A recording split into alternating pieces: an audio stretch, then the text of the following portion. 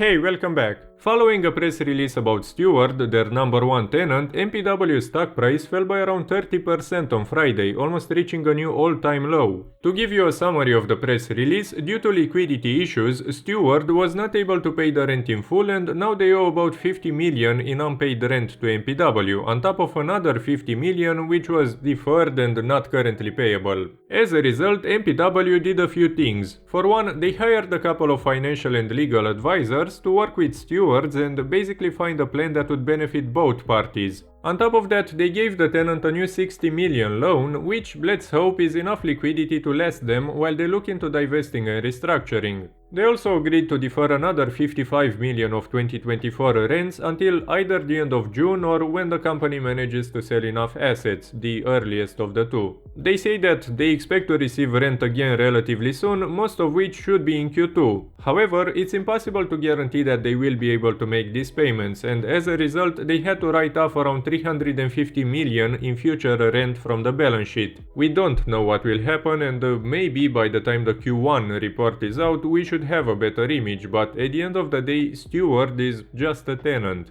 MPW owns the properties, so even if a tenant goes bankrupt, all they lose is whatever they don't recover in bankruptcy court, be it unpaid rent, investments, and so on. In total, this tenant represents around 4.3 billion of exposure for MPW, almost 80% of this being in the hospitals that they rent. Again, rent. Without any Steward-related investment, they say that the impact on the AFFO would be a bit below 70 million per quarter. In this case, the payout ratio would be in the high 70s, so if Steward doesn't recover and maybe a couple of other tenants also have bigger issues, they might have to cut the dividend again. Don't forget that some of the AFFO is currently in interest in another company, not in cash.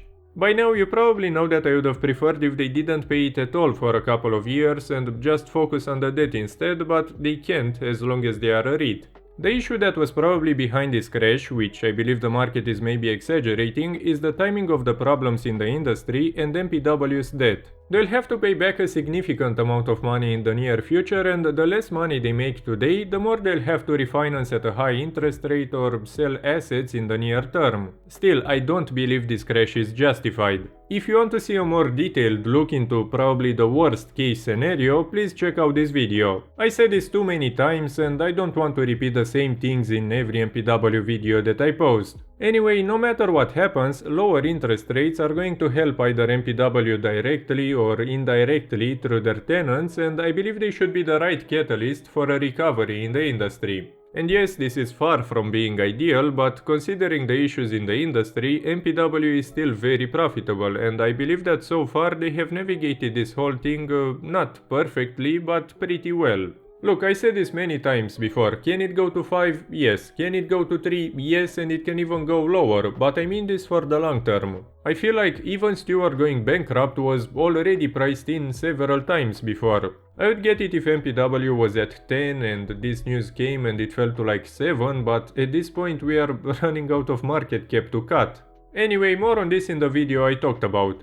I also want to say this again, please do your own research. The fact that I see a jump in the number of views every time something happens with MPW really worries me. Not only because it gives me a feeling that some people may not know what they got into with this company, but also because I can see people taking advantage of them. It's like some people have this content, be it videos or articles or whatever, ready and just wait for the news to publish it, just to get that ad revenue, because they know that people will watch it. And this is high quality, high retention, constant, guaranteed traffic. I get wanting to know what other people think, but you should not rely on what we say, especially when a 10-minute video or whatever is posted like 15 minutes after the news is out. This is why we see such big jumps in the stock. In general, people are rushing to buy or sell after some news comes out without properly understanding an investment only leads to more volatility in the future. I'm being completely honest and my channel is not monetized anyway. I guarantee you that MPW has brought content creators here on YouTube and who knows how many other websites much more revenue than they have skin in the game. You can do the math yourself, divide the number of views by 1000 and multiply by around 15 to 25. So even my videos could make around 50 to 100 bucks plus probably another 50 to 100 in long-term value. Imagine if I had 20 times the subs and the reach like other people do.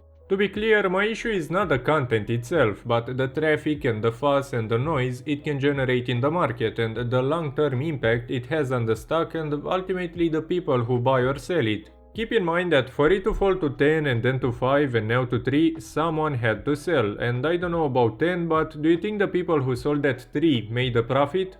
As always, what I cover in my videos shouldn't be enough for you to make any investment decision, so please do your own research before investing in anything. If you want to see more videos like this one, please leave a like and even a comment to help me out, and make sure to subscribe. Thank you for watching, and I'll see you next time.